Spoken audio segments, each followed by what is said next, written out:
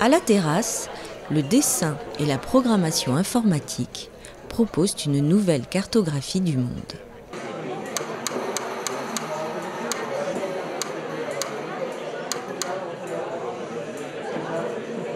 L'exposition Données à voir rassemble des œuvres qui sont autant d'interprétations de données personnelles et publiques au travers du dessin et du code.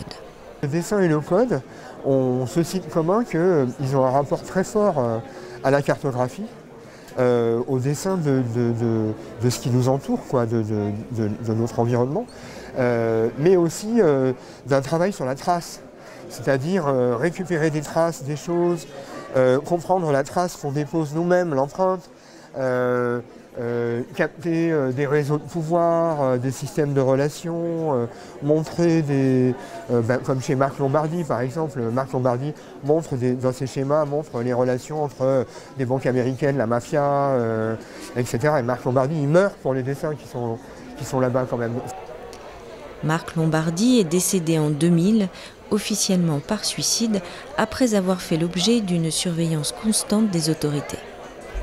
Alit Nani a imaginé une machine qui transforme les données en sons. Il présente également un ensemble de 6 dessins. Donc pour le dessin, par exemple, la série dessin, c'est un peu cette idée-là de travailler avec des données abstraites sous forme matérielle, ce sont les pigments. C'est un travail en fait où presque je touche pas, je dessine pas directement. Je travaille entre des pigments que j'étale et puis un aspirateur qui enlève. Et je dessine avec ça comme on dit, par le négatif. Claire Malrieux, quant à elle, s'intéresse aux algorithmes qui génèrent les transactions boursières. Elle les associe aux formules mathématiques du russe Grégory Grabovoï, selon lequel les chiffres ont des effets vibratoires sur la matière. Elle nous présente 2 dessins. Il y en a un, c'est harmonie du présent, et l'autre, c'est abondance, richesse, abondance. Voilà. Et là, l'idée, c'était de mettre les deux ensemble pour voir si éventuellement ça a un effet sur l'économie mondiale, ce genre de choses, quoi.